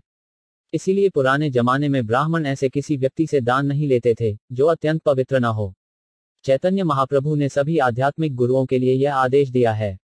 ऐसे भौतिकतावादी व्यक्ति जो अवैध संबंध, नशा, जुआ तथा मांसाहार जैसे पापमय कार्य त्यागना नहीं चाहते, कभी कभी हमारे शिष्य बनना चाहते हैं, किंतु वैष्णव उन पेशेवर गुरुओं की तरह नहीं होते जो अवैध शिष्यों की अवस्था पर ध्यान दिए बिना ही शिष्य स्वीकार करते हैं। शिष्य बनने से पहले विधि विधानों का पालन करने का संकल्प लेना चाहिए, तभी एक वैष्णव आचार्य किसी को अपना शिष्य स्वीकार करता है। वस्तुतः वैष्णवों को ऐसे व्यक्तियों से दान या अन्न तक ग्रहण नहीं करना चाहिए जो वैष्णव नियमों का पालन नहीं करते। भन पूर्ण षडेटल नत्स्कृत कनाज कृच क्यूची लिनुष्य मिक्रल जीवन 70 मन दुष्ट हडले नहे कृष्ण स्मरण कृष्ण स्मृति विनु है निष्फल जीवन 51 वाद। जब मनुष्य का मन दूषित हो जाता है तो कृष्ण का स्मरण करना अत्यंत कठिन हो जाता है, और जब कृष्ण के स्मरण में बाधा आती है तो जीवन निष्फल हो जाता है। तात्पर्य भक्त को सदैव सतर्क रहना चाहिए कि मन निर्मल रहे, जिससे वह सदैव भगवान श्री कृष्ण का स्मरण कर सके। शास्त्रों का कथन है, स्मर्तव्य सतत विष्णु। भक्त होने पर मनुष्य को सदैव भगवान विष्णु का स्मरण करना चाहिए। श्री शुकदेव गोस्वामी ने भी महाराज परीक्षित को यही उपदेश दिया था, स्मर्तव्यो नित्यश। श्रीमद्भागवत 2.1.5 में शुकदेव गोस्वामी ने महाराज परीक्षित को सलाह दी, तस्मात् भारत सर्वात्या भगवान ईश्वरो हरिः शोभव्य कीर्तित्यश स्मर्तव्यश्वेच्छता भयम। हे राजा भरत के वंशज, जो व्यक्ति सारे कष्टों से छूटना चाहता है उसे चाहिए कि भगवान का श्रवण करे, उनकी महिमा का गान करे और उनका स्मरण भी करे, कहियो कि वे परमात्मा हैं, नियंता हैं और सारे कष्टों से बचाने वाले हैं। यह वैष्णव के सारे कार्यों का सारांश है और यही उपदेश यहाँ भी दोहराया गया है। कृष्णस्युति विनु है निष्फल जीवन। श्री रूप गोस्वामी ने अपने भक्तिरसामृत सिंधु में कहा है, अव्यर्थ कालत्वम। वैष्णव को अपने बहुमूल्य जीवन का एक क्षण भी व्यर्थ नहीं गंवाने देने के लिए अत्यंत सतर्क रहना चाहिए। यह वैष्णव का लक्षण है। किंतु इंद्रिय तृप्ति में ही रुचि रखने वाले धनी या विषयी भौतिकतावादी व्यक्ति की संगति से मनुष्य का मन दूषित हो जाता है और कृष्ण के सतत स्मरण में बाधा पहुंचती है। इसीलिए श्री चैतन्य महाप्रभु ने सलाह दी है, असत्सर्ग त्याग एड वैष्णव आचार। वैष्णव को ऐसा आचरण करना चाहिए कि कभी भी अभक्तों या भौतिकतावादियों को संगति न हो। श्री चैतन्य चरितामृत मध्य 22.87। ऐसी संगति से बचने का उपाय यह है कि अपने मन में निरंतर कृष्ण का स्मरण किया जाए। नाक नचका छट्याम धर्म कीर्ति क्षय शनि जय टच कर्म ना कब्रिश कछु येश झामी 79 लोक लज्जा है धर्म कीर्ति है हानि अच्छे कर्म ना कर ही कभू यहा जानी। 52 अनुवाद। इस तरह मनुष्य जनसाधारण की दृष्टि में अलोकप्रिय हो जाता है, क्योंकि इससे उसकी धार्मिकता तथा यश को हानि पहुंचती है। एक वैष्णव को, विशेषकर जो गुरु का कार्य करता हो, कोई ऐसा कर्म नहीं करना चाहिए। उसे इस तथ्य के प्रति सदैव जागरूक रहना चाहिए। उड़िए मिक्का जवाकांट मठ बटन एकल जानहाय टनोमा की मटन जानना न शोडल 7 शिक्षा सभाकारे सबे मने कई आचार्य गोसाजी मने आनंद पायल 53। अनुवाद। जब चैतन्य महाप्रभु ने कमलाकांत को यह शिक्षा दी, तो वहां पर उपस्थित सारे लोगों ने यही माना कि यह हर एक के लिए है। इस प्रकार अद्वैत आचार्य अत्यधिक प्रसन्न हुए। जानंटियवन अडिथांग ठंडू बाम भूत्या थेद्ध भंडीज बांका जानशाय ममुत्या 78 आचार्य ने अभिप्राय प्रभु मात्र बुझे प्रभुर गंभीर वाक्य आचार्य समुझे 54 अनुवाद। केवल चैतन्य महाप्रभु ही अद्वैत आचार्य के मनोभाव समझ सके और अद्वैत आचार्य महाप्रभु के गंभीर उपदेश को समझ सके थे। ऊ ठंडाट जांच वचूच विछाम थैद वांडला छटग नासी निशिवांग €8 प्रस्तावे आछे बहुत विचार। ग्रंथ बाहुल्य भय नारी लिखिबार 55 अनुवाद। इस कथन में अनेक गुमा विचार हैं। मैं उन सबको नहीं लिख रहा, क्योंकि इससे पुस्तक के व्यर्थ ही बढ़ जाने का भय है। यपुनंतमा छय जय घट छत गोंशा डांग गोथान शेष गोथांत नांडी जय टलथांत 7 श्री पुनंदनाचार्ग अद्वैशाख्या तार शाखा उपशाखा रह लेखा 56 अनुवाद। अद्वैत आचार्य की 5वीं शाखा श्री यदुनंदन आचार्य थे, जिनसे इतनी शाखाएं तथा उपशाखाएं निकली कि उन सबको लिपिबद्ध करना असंभव है। तात्पर्य रघुनाथ दास गोस्वामी के प्राधिकृत दीक्षा गुरु यदुनंदन आचार्य थे। दूसरे शब्दों में, जब रघुनाथ दास गोस्वामी गृहस्थ थे, तब यदुनंदन आचार्य ने उन्हें घर ही में दीक्षा दी थी। बाद में रघुनाथ दास गोस्वामी ने जगन्नाथपुरी में श्री चैतन्य महाप्रभु की शरण ग्रहण की।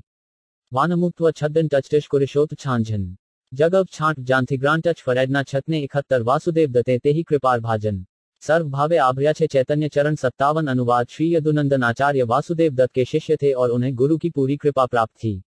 अतएव उन्होंने सभी प्रकार से श्री चैतन्य महाप्रभु के चरणों को परम आश्रय के रूप में स्वीकार किया। तात्पर्य गौरगणोदेश दीपिका के 140वें श्लोक में बतलाया गया है कि वासुदेव दत्त पहले वृंदावन के गायक मधुव्रत थे। छौगैवर जौआ जहाँ विकुष्ठमान छोर्या थक्षोगी जाया जहाँ झन जाशार्य 70 भागवताचार्य आर विष्णुदासाचार्य चक्रपाणी आचार्य आर अनंत आचार्य 58 अनुवाद। भागवत आचार्य विष्णुदास आचार्य चक्रपाणी आचार्य तथा अनंत अद्वैत आचार्य की क्रमशः 6ठी, 7वीं, 8वीं तथा 9वीं शाखाएं थे। तात्पर्य श्रील भक्तिसिद्धांत सरस्वती गोस्वामी प्रभुपाद अपने अनुभाष्य में कहते हैं कि भागवत आचार्य पहले अद्वैत आचार्य के अनुयायी थे, किंतु बाद में वे गदाधर पंडित के अनुयायियों में गिने जाने लगे। यदुनंदन दास द्वारा लिखित शाखा निर्णयामृत के 6ठे श्लोक में कहा गया है कि भागवत आचार्य ने प्रेमत्रन्यनी नामक सुप्रसिद्ध ग्रंथ की रचना की। गौरगणोद्वेश दीपिका के श्लोक 195 के अनुसार भागवत आचार्य पहले वृंदावन में श्वेतमंजरी के रूप में रहते थे। विष्णुदास आचार्य खेतरी महोत्सव के समय उपस्थित थे। वे अच्युत्यानंद के साथ वहां गए थे, ऐसा भक्ति रत्नाकर के 10म तरंग में बतलाया गया है। अनंत आचार्य 8 प्रमुख गोपियों में से एक थे। उनका पहले का नाम सुदेवी था। यद्यपि वे अद्वैत आचार्य के अनुयायियों में से थे, किंतु बाद में वे गदाधर गोस्वामी के एक प्रमुख भक्त बन गए। नबतनी जा काम्भरव दयछमय फोंग एउंट विश्वा जाम्र वम्मानी दान 77।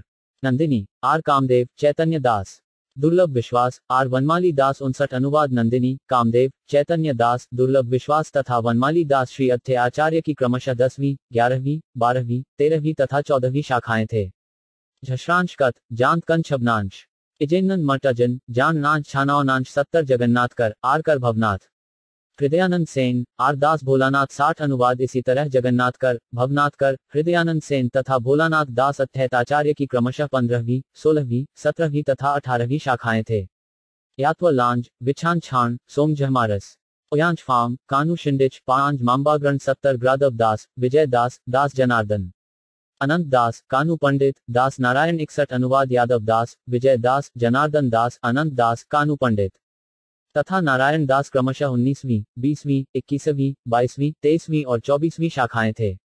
लीवन शशि बन्नानंत्री इतेतम शुक्चांडम बनकाशंत्री जा कृकषण 74 श्रीवत्स पंडित ब्रह्मचारी हरिदास पुरुषोत्तम ब्रह्मचारी, आर कृष्णदास 62 अनुवाद श्रीवत्स पंडित, हरिदास ब्रह्मचारी, पुरुषोत्तम ब्रह्मचारी तथा कृष्णदास अद्वैताचार्य की क्रमशः 25वीं, 26वीं, 27वीं तथा 28वीं शाखाएं थे। शुकबाण षडिच, जांस बथुनांश, वनभगानी कवियंश, जान ट्वमठनैन 77 पुरुषोत्तम पंडित, आर रघुनाथ, बनमाली कविचंद्र, आर वैद्यनाथ 63 अनुवाद उसके आगे क्रमशः पुरुषोत्तम पंडित, रघुनाथ, वनमाली कविचंद्र तथा वैद्यनाथ आचार्य की 29वीं, 30वीं, 31वीं और 32वीं शाखाएं थे। नानकनैन षडिच, जांत्र घुबाजी शलिच, ईश्विकर्ण, जहां भाष्य 78 लोकनाथ पंडित, आर मुरारी पंडित, श्री हरिचरण, आर माधव पंडित 64 अनुवाद लोकनाथ पंडित, मुरारी पंडित, श्री हरिचरण तथा माधव पंडित अद्वैताचार्य की क्रमशः 33वीं, 34वीं, 35वीं और 36वीं शाखाएं थे। विरक्षते षडिच, जांस शबैची लीवाम्ब, उंजच्छा जट्रेशु गोचाकड नदेव मांत 77 विजय पंडित, आर पंडित श्रीराम, असख्य अद्वैत शाखा कतलेब नाम 65 अनुवाद विजय पंडित तथा श्रीराम पंडित अद्वैत आचार्य की 2 महत्वपूर्ण शाखाएं थे। शाखाएं तो असंख्य हैं, लेकिन मैं उन सबका नाम गिना पाने में असमर्थ हूं। तात्पर्य, चूंकि श्रीवास पंडित नारद मुनि के अवतार थे, अतएव उनके छोटे भाई श्रीराम पंडित को नारद मुनि के घनिष्ठतम मित्र पर्वत मुनि का अवतार माना जाता है। भामनी एट झन झटैच का क्यांशोंग, जत जटन जौटय भांति, फुल कल शांग्र 77 माली दत्त जल अदैत स्कंद ग्रोगाय, सट जले जिये शाखा, फुल फल पाए 66 अनुवाद अद्वैत आचार्य की शाखा को मूल माली श्री चैतन्य महाप्रभु द्वारा प्रदत्त जल प्राप्त हुआ। इस तरह उपशाखाओं का प्रतिपालन हुआ और उनमें प्रचुर फल फूल लगे। तात्पर्य, अद्वैत आचार्य की वे शाखाएं, जो श्री चैतन्य महाप्रभु द्वारा प्रदत्त जल से फली पफूली, उन्हें ही प्रामाणिक आचार्य मानना चाहिए। जैसा कि इसके पूर्व बतलाया जा चुका है, अद्वैत आचार्य के प्रतिनिधि बाद में 2 समूहों में बढ़ गए, आचार्य की गुरु शिष्य परंपरा की प्रामाणिक शाखाएं तथा अद्वैत आचार्य की बनावटी शाखाएं। जिन्होंने चैतन्य महाप्रभु के सिद्धांतों का पालन किया वे तो फली फूली, किंतु अन्य शाखाएं सूख गईं, जिनका वर्णन अगले श्लोक में हुआ है। दैशंत मट्या बानी शोटच टकान गोचा शेन, नो भांटन दे छछना गांगी मुएशो कांगरण 71 एहार मध्य माली पाछे कौन शाखागण, ना माने चैतन्य माली दुर्देव कारण 67 अनुवाद चैतन्य महाप्रभु के तिरोधान के बाद दुर्भाग्यवश कुछ शाखाएं महाप्रभु द्वारा दिखाए गए मार्ग से भटक गईं।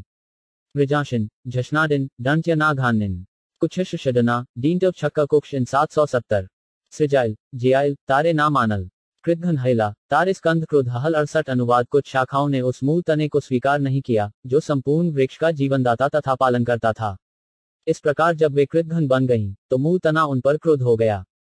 कुछ 7 रशक छांट छान ना जशांट, झलनान डांट कृष गांथान खुकाडिएगा घटए 77 क्रोध हाय स्कंद तारे जल ना सच जारे, जलाभावे कृष शाखा शुकाइया मरे 69 अनुवाद इस प्रकार चैतन्य महाप्रभु ने उन पर अपनी कृपा रूपी जल नहीं छिड़का और धीरे धीरे वे मुझाकर मर गईं। फ्रैडना बश्ची दलझल छक्काई मब फॉविच्छस ग्रटम 6 टन्यटल 67 और गदस चैतन्य रहित देह शुष्क काष्ठ सम जीवित मृत सड मैले दंडे ग्रम 70 अनुवाद कृष्ण भावनाविहीन पुरुष शुष्क काठ या मृत शरीर से बढ़कर कुछ नहीं है। वह जीवित होकर भी मृत माना जाता है और मरने के बाद उसे यमराज दंडित करते हैं। तात्पर्य, श्रीमद्भागवत 6 स्कंद 3 अध्याय 29वें श्लोक के अनुसार मृत्यु के अधीक्षक यमराज अपने सहायकों को बतलाते हैं कि वे किस तरह के लोगों को पकड़कर उनके पास लाएं।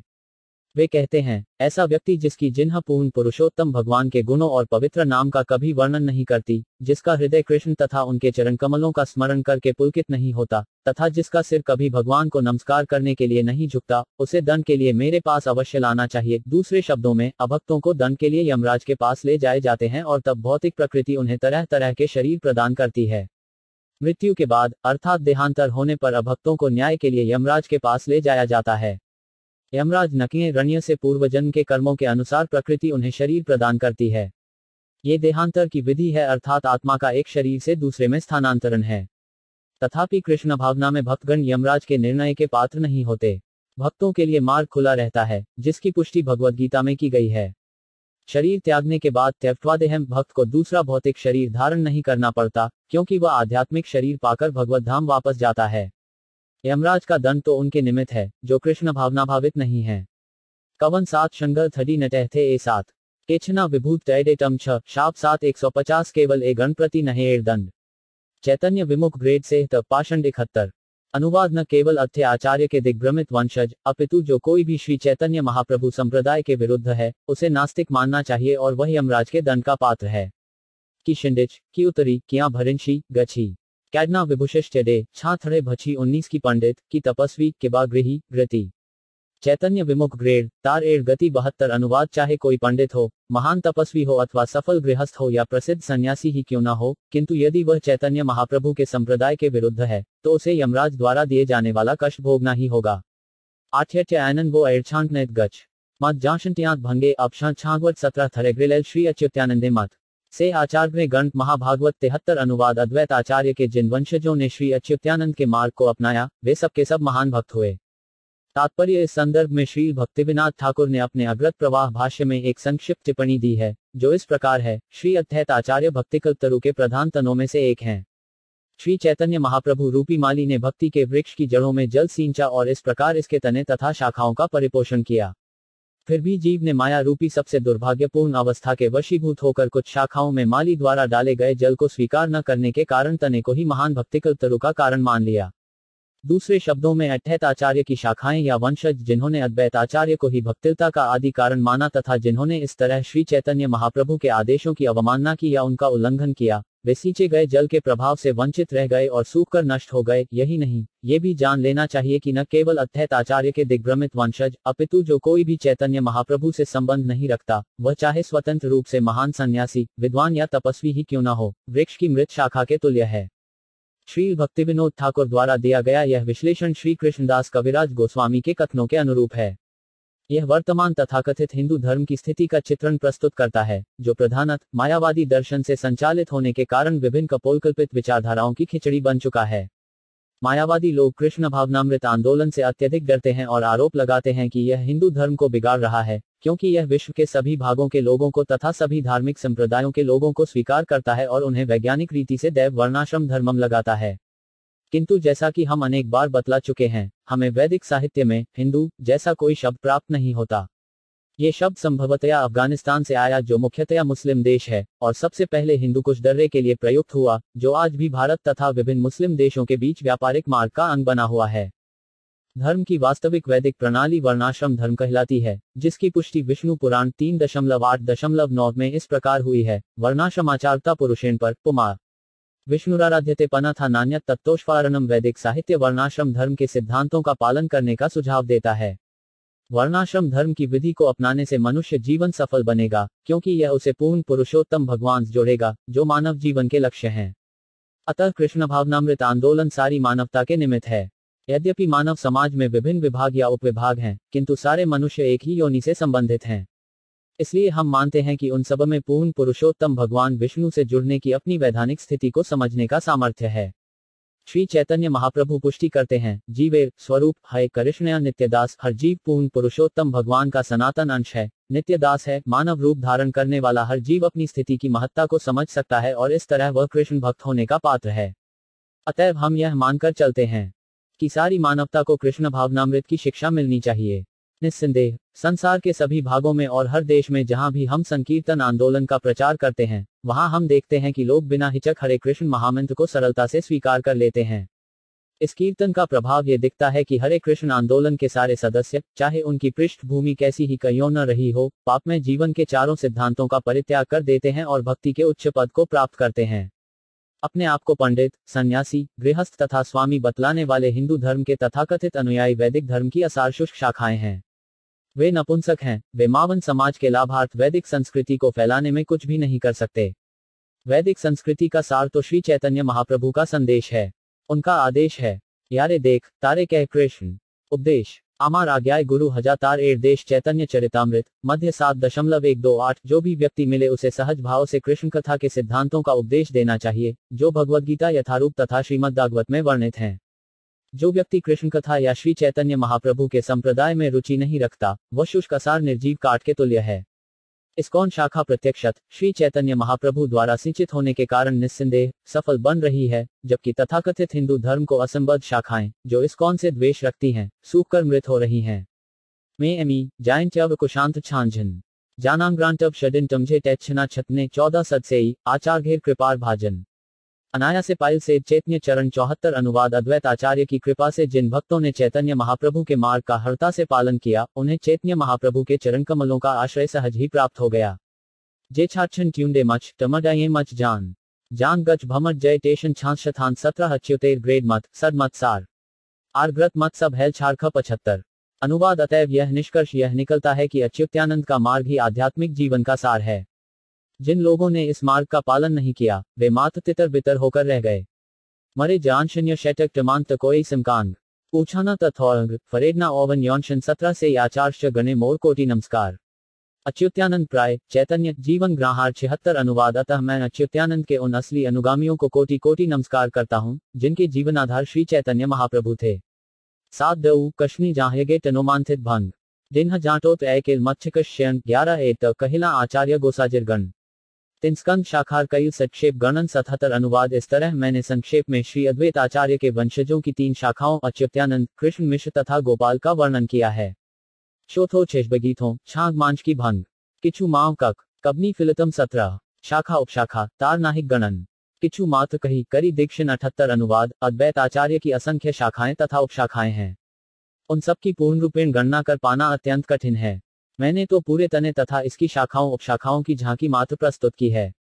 री बनात्व शित शोथांश मदशिंडन दीन्त्र छेषगीशा किचदु कमनी टय शैगन 17 श्री गदाधर पंडित शाखाते महोत्तम तार उपशाखा किच्छु करी ग्रे गणन 79 अनुवाद। अद्वैत आचार्य की शाखाओं तथा उपशाखाओं का वर्णन करने के बाद मैं अब श्री गदाधर पंडित के कुछ वंशजों का वर्णन करने का प्रयास करूंगा, क्योंकि यह प्रधान शाखाओं में से एक है। शोथान तलछक शानंत लोथन बंद छांत्री छात्वराहाय इब्निनांज बनाइंग्रीक 70 शाखा श्रेष्ठ शुभानंद श्रीधर ब्रह्मचारी भागवताचार्य हरिदास ब्रह्मचारी 80 अनुवाद। श्री गदाधर पंडित की मुख्य शाखाएं थी 1 श्री शुनंद, 2 श्रीधर ब्रह्मचारी, 3 हरिदास ब्रह्मचारी तथा 4 रघुनाथ भागवताचार्य।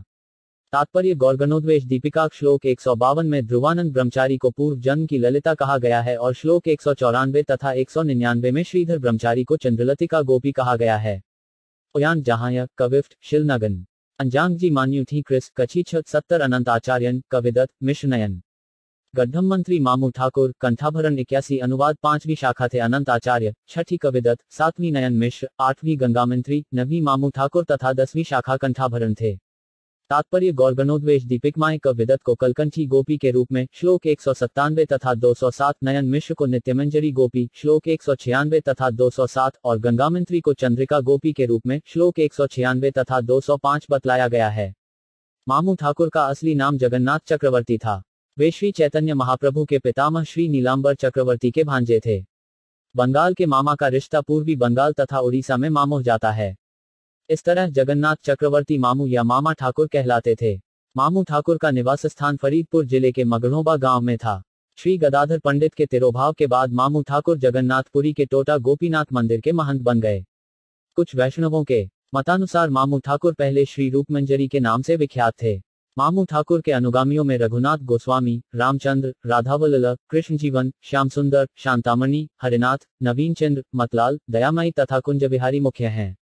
कंठाभरण का मूल नाम श्री अनंत चटराज था और वह कृष्णलीला में गोपाली नामक गोपी थे। डूट भिगांडियु जांत छांभैवच फांज 8 यडे पुंध जाम्भी तकन वृंद तंवटना वांज 742 भूगर्भ गोसाजी आर भागवत दास ग्रेड 82 कई वृंदावनेवास 82 अनुवाद। गदाधर गोस्वामी की 11वीं शाखा में भूगर्भ गोसाई हुए और 12वीं में भागवत दास। ये दोनों वृंदावन चले गए और जीवन भर वहीं रहे। तात्पर्य भूगर्भ गोसाई पहले प्रेममंजरी नाम से जाने जाते थे। वे लोकनाथ गोस्वामी के घनिष्ठ मित्र थे जिन्होंने वृंदावन के 7 महत्वपूर्ण मंदिरों में से गोकुलानंद नामक मंदिर बनवाया। ये 7 मंदिर हैं गोविंद, गोपीनाथ, मदन मोहन, राधारमण, श्याम सुंदर, राधा दामोदर तथा गोकुलानंद मंदिर। ये गौड़ीय वैष्णवों के प्रामाणिक संस्थान हैं।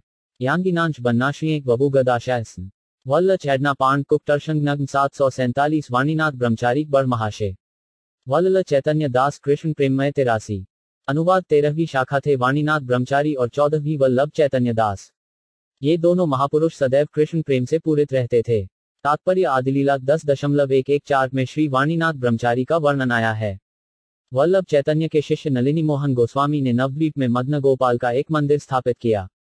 लीनाश 5 कवरजी जात फैकनव प्राण फिछाम्बिब काई कंगरे उगनराशे शरण 78 श्रीनाथ चक्रवर्ती आर उद्धव दास जितामित काप्ठकाटा जगन्नाथ दास 84 अनुवाद। श्रीनाथ चक्रवर्ती 15वीं, उद्धव 16वीं, जितामित 17वीं तथा जगन्नाथ दास 18वीं शाखाएं थे। तात्पर्य श्री भक्ति सिद्धांत सरस्वती ठाकुर अपने ग्रंथ अनुभाष्य में लिखते हैं जशाखा निर्णय श्लोक 13 में श्रीनाथ चक्रवर्ती को सर्व सद्गुणों की खान तथा भगवान कृष्ण की सेवा में पटु बतलाया गया है। इसी प्रकार श्लोक 35 में उल्लेख है कि उद्धव दास सबको भगवत प्रेम वितरित करने में अत्यंत निपुण थे।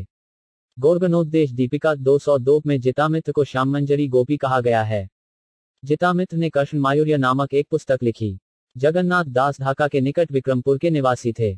उनका जन्मस्थान काष्ठकाटा या काठाडिया नामक गांव था। अब उनके वंशज ओडियल, कामारपाड़ा तथा पाइकपाड़ा गांवों में रहते हैं। उन्होंने यशोमाधव मंदिर की स्थापना की। इस मंदिर के पुजारी आड़ियल गांव के गोस्वामी हैं। 64 सखियों में से वे चित्रादेवी गोपी की सहायिका तिलकिनी थे। उनके वंशजों की सूची इस प्रकार है: रामनर सिंह, रामगोपाल, रामचंद्र, सनातन, मुक्ताराम, गोपीनाथ, गोलोक, हरिमोहन शिरोमणि, राखालराज, माधव तथा लक्ष्मीकांत। शाखा निर्णय के अनुसार जगन्नाथ दास ने त्रिपुर जिले अथवा प्रदेश में हरे कृष्ण आंदोलन का प्रचार किया। क्षत्रिय आशय जाकी शुजिग्रांट शोषों कुकनोक बनानंत्री 0-07 श्री हरि आचार्य सादीपुरिया गोपाल कृष्णदास ब्रह्मचारी पुष्प गोपाल 85 अनुवाद श्री हरि आचार्य 19वीं, सादीपुरिया गोपाल 20वीं, कृष्णदास ब्रह्मचारी 21वीं तथा पुष्प गोपाल 22वीं शाखाएं थे। तात्पर्य: गोर्गनोद्देश दीपिका के श्लोक 196 तथा 207 में उल्लेख हुआ है कि हरि आचार्य पहले कालाक्षी नामक गोपी थे। सादीपुरिया गोपाल पूर्वी बंगाल संप्रति बांग्लादेश के विक्रमपुर में हरे कृष्ण आंदोलन के प्रचारक के रूप में विख्यात हैं। कृष्णदास ब्रह्मचारी पूर्वजन्म में अष्ट सखियों में से इंदुलेखा नाम की सखी थे। वे वृंदावन में रहते थे। राधा दामोदर मंदिर के भीतर एक समाधि है जो कृष्णदास की समाधि के नाम से विख्यात है। कुछ लोग इसे कृष्णदास ब्रह्मचारी की समाधि बतलाते हैं तो कुछ लोग कृष्णदास कविराज गोस्वामी की। हम दोनों को ही नमस्कार करते हैं क्योंकि वे दोनों इस युग के पतितात्माओं को भगवत प्रेम वितरण करने में दक्ष थे। शाखा निर्णय में उल्लेख है कि पुष्पगोपाल पहले स्वर्णग्रामक नाम से विख्यात थे। लोडर्य रघु भिल्म शठिच नजी नाणे समवाणे ऐडना पतज लिवशुनांश 77 श्रीहर्ष रघु मिश्र पंडित लक्ष्मीनाथ बड़वाटी चैतन्य दास श्री रघुनाथ 86 अनुवाद श्रीहर्ष 23वीं शाखा थे। रघु मिश्र 24वीं, लक्ष्मीनाथ पंडित 25वीं, बंगवाटी चैतन्य दास 26वीं तथा रघुनाथ 27वीं शाखाएं थे। तात्पर्य: गोर्गनोद्देश दीपिका श्लोक 195 तथा 201 में रघुमिश्र को कर्पूर मंजरी कहा गया है। इसी प्रकार लक्ष्मीनाथ पंडित को रसोन्मादा तथा बंगवाटी चैतन्य दास को काली बतलाया गया है। शाखा निर्णय का कथन है कि बंगवाटी चैतन्य दास के नेत्र सदैव अशुपूरित रहते थे। उनके वंशजों की भी एक शाखा थी। उनके नाम थे मथुरा प्रसाद, रुक्मिणी कांत, जीवन कृष्ण, युगल किशोर, रत्न कृष्ण, राधा माधव, उषामणि, वैकुंठनाथ तथा लालमोहन या लालमोहन साहा शांखानिधि। लालमोहन ढाका शहर के एक बड़े व्यापारी थे। गोर्गनोद्देश दीपिका श्लोक 194 तथा 200 में उल्लेख है कि रघुनाथ पूर्वजन्म में वरांगदा थे। और 5 षडिच दशची टनौथाना एचना वल्लच गण भांजुनी जांत्र मंटवकव 71 अमोघ पंडित हस्ती गोपाल चैतन्य वल्लभ भदु गाडुली आर मड्डल वैष्णव 87 अनुवाद 28वीं शाखा अमोघ पंडित थे। 29वीं हस्ती गोपाल, 30वीं चैतन्य वल्लभ, 31वीं यदु गांगुली तथा मंगल वैष्णव 32वीं शाखा थे। तात्पर्य: श्री भक्तिसिद्धांत सरस्वती ठाकुर अपने अनुभाष्य में लिखते हैं, श्री मंगल वैष्णव मुर्शिदाबाद जिले के टिटकना गांव के निवासी थे। उनके पूर्वज शाक्त थे और वे किरीटेश्वरी देवी की पूजा करते थे। कहा जाता है कि मंगल वैष्णव पहले बाल ब्रह्मचारी थे, किंतु घर छोड़ने के बाद उन्होंने अपने शिष्य प्राणनाथ अधिकारी की पुत्री से मेयनाडाल ग्राम में विवाह कर लिया। इस परिवार के वंशज कांदड़ा के ठाकुर कहलाते हैं। कांदड़ा कटवा के निकट बर्दवान जिले में एक गांव है। यहाँ पर मंगल वैष्णव के छुटपुट वंशजों के 36 परिवार अभी तक रहते हैं। मंगल ठाकुर के प्रसिद्ध शिष्य हैं प्राणनाथ अधिकारी, कांदड़ा गांव के पुरुषोत्तम चक्रवर्ती तथा नरसिंह प्रसाद मित्र, जिनके परिवार वाले विख्यात मृदंगवादक हैं। सुधा कृष्ण मित्र तथा निकुंज बिहारी मित्र दोनों ही विशेष रूप से विख्यात मृदंगवादक हैं। पुरुषोत्तम चक्रवर्ती के परिवार में कुंज बिहारी चक्रवर्ती तथा राधावल्लभ चक्रवर्ती जैसे विख्यात व्यक्ति हुए हैं, जो अभी बीरभूमि जिले में रहते हैं। वे चैतन्य मंगल के गीतों को पेशेवर ढंग से गाते हैं। कहा जाता है कि जब मंगल ठाकुर बंगाल से जगन्नाथपुरी तक सड़क बनवा रहे थे तो एक झील की खुदाई करते समय राधावल्लभ की मूर्ति मिली। उस समय वे कांदड़ा नामक स्थान में रानीपुर गांव में रह रहे थे। मंगल ठाकुर जिस शालिग्राम शिला की स्वयं पूजा करते थे वह आज भी कांदड़ा गांव में विद्यमान है। वहां पर वृंदावन चंद्र की पूजा के लिए एक मंदिर बनवा दिया गया है। मंगल ठाकुर के 3 पुत्र थे, राधिका प्रसाद, गोपीमन तथा श्याम किशोर। इन तीनों पुत्रों के वंशज अभी भी जीवित हैं। 7 कवर्डी मिवानंद महाराज जजवान जी अदागियां बट्ठा टर्ष मुंह विश्वोजाई 70 चक्रवर्ती शिवानंद सदा ब्रजवासी भाषाखा मध्य तेहो सुदृढ़ विश्वासी 88 अनुवाद शिवानंद चक्रवर्ती 33वीं शाखा थे। वे दृढ़ विश्वास के साथ सदा वृंदावन में रहे और गदाधर पंडित की एक महत्वपूर्ण शाखा माने जाते थे। तात्पर्य: गोर्गनोद्देश दीपिका 183 के अनुसार शिवानंद चक्रवर्ती पहले लवंग मंजरी थे। यदुनंदन दास द्वारा लिखित शाखा निर्णय में गदाधर पंडित की अन्य शाखाओं के भी नाम गिनाए गए हैं, जो इस प्रकार हैं: 1 माधव आचार्य, 2 गोपाल दास, 3 हृदयानंद, 4 वल्लभ भट्ट। वल्लभ संप्रदाय या पुष्टिमार्ग संप्रदाय अत्यंत प्रसिद्ध है। 5 मधु पंडित। ये प्रसिद्ध भक्त खड़दह के निकट साहिगोना गांव में रहते थे, जो खड़दह स्टेशन से पूर्व दिशा की ओर लगभग 2 मील दूर है। इन्होंने वृंदावन में गोपीनाथ जी का मंदिर बनवाया। 6 अच्युत्यानंद, 7 चंद्रशेखर, 8 वक्रेश्वर पंडित, 9 दामोदर, 10 भगवान आचार्य, 11 अनंत आचार्यवर्य, 12 कृष्णदास, 13 परमानंद भट्टाचार्य, 14 भवानंद गोस्वामी, 15 चैतन्य दास, 16 लोकनाथ भट्ट। ये यशोहर या जैसोर जिले के तालखड़ी गांव में रहते थे और इन्होंने राधा विनोद का मंदिर बनवाया। ये नरोत्तम दास ठाकुर के गुरु तथा भूगर्भ गोस्वामी के पक्के मित्र थे। 17 गोविंद आचार्य, 18 अक्रूर ठाकुर, 19 संकेत आचार्य, 20 प्रतापादित्य, 21 कमलाकांत आचार्य, 22 यादव आचार्य, 23 नारायण परिहारी, जगन्नाथपुरी को निवासी। जेऊ मरछपकटने कशनियाय शडिच्छन बैम जेश जहां गौथा ऐशनान चांत्र भेगेन 04 एर्त सड़क्षेपे कहिला पंडितेर गण HR शाखा उपशाखार गणन नवासी। अनुवाद। इस तरह मैंने गदाधर पंडित की शाखाओं तथा उपशाखाओं का संक्षेप में वर्णन किया है। तब भी ऐसी अनेक शाखाएं हैं जिनका उल्लेख मैंने यहाँ नहीं किया। शंडिच्छप भेणे जब छाशेवच थना थांश वल्लच मवांजली कृच टैडना 40 पंडितेर गण सब भागवत धन्य प्राण वल्लभ सबार श्री कृष्ण चैतन्य 90। अनुवाद। गदाधर पंडित के सारे अनुयायी महान भक्त माने जाते हैं, क्योंकि श्री चैतन्य महाप्रभु इन सबके प्राण प्रिय थे। अनुवाद। मैंने जिन 3 तनों नित्यानंद, अद्वैत तथा गदाधर की शाखाओं तथा उपशाखाओं का वर्णन किया है, उनके नामों का स्मरण करने मात्र से ही मनुष्य भवबंधन से छूट जाता है। यौन मवो चगवटन शोधे दैछना छतने यौन मवा आंटन क्षमा वोषित शुभ 79 ज्ञान सभा स्मरणे पाई चैतन्य चरण भ्रा सभा स्मरणे हय वाचित पूर्ण 92। अनुवाद। इन सारे वैष्णवों के नामों का स्मरण करने मात्र से ही मनुष्य श्री चैतन्य महाप्रभु के चरण कमलों तक पहुंच सकता है। निस्संदेह उनके पवित्र नामों के स्मरण मात्र से सारी इच्छाएं पूरी हो जाती हैं। ऊट दीन जवान तबलेटाम छत ठेछना बानी कशी नोना अनुकत 77 अतैवता सबार वंद्य चरण चैतन्य माली कही लीला अनुक्रम 93। अनुवाद। अतैव अब उन सबके चरण कमलों को सादर नमस्कार करते हुए अब मैं माली रूप श्री चैतन्य महाप्रभु की लीलाओं का क्रमवार वर्णन करूंगा। ओज नीनाम्भुज भिक जशांत खां क कबनित शोट छाई जबशौर जांद एक गौर लीलामृत सिंधु अपार अगाध के करते पारे ताहा अवगाह 7 94। अनुवाद। श्री चैतन्य महाप्रभु की लीलाओं का समुद्र अपार तथा अगाध है। भला ऐसे विशाल समुद्र को मापने का साहस कौन कर सकता है। पौनशंत्र भांधुर्य भटक लुब्धुम भन जुद्ध उन 5 वर्ष छोकी अक्कर 8 ताहार माधुत गंधे लुब्ध है मन अतैव तटे रही चाकी एक कर्ण 97। अनुवाद। उस विशाल समुद्र में डुबकी लगाना संभव नहीं है, किंतु उसकी माधुर्य गंध मेरे मन को आकृष्ट करती है। अतैव मैं उस समुद्र के तट पर केवल एक बूंद चखने के लिए खड़ा हूँ। लड़ाई कश रघुनाथ शंटत यांत्र जाग ठैडना ए छबनिछांग मुच कटिश कृकाण 77। श्री रूप रघुनाथ पदेग्राड़ाश चैतन्य चरितामृत कहे कृष्णदास 96। अनुवाद। श्री रूप तथा श्री रघुनाथ के चरण कमलों की वंदना करते हुए तथा सदैव उनकी कृपा की आकांक्षा करते हुए मैं कृष्णदास उनके चरण चिदों का अनुसरण करते हुए श्री चैतन्य चरितामृत का वर्णन कर रहा हूँ। इस प्रकार श्री चैतन्य चरितायुत आदिलीला के 12वें अध्याय का भक्ति वेदांत तात्पर्य पूर्ण हुआ, जिसमें अद्वैत आचार्य तथा गदाधर पंडित के अंशों का वर्णन है।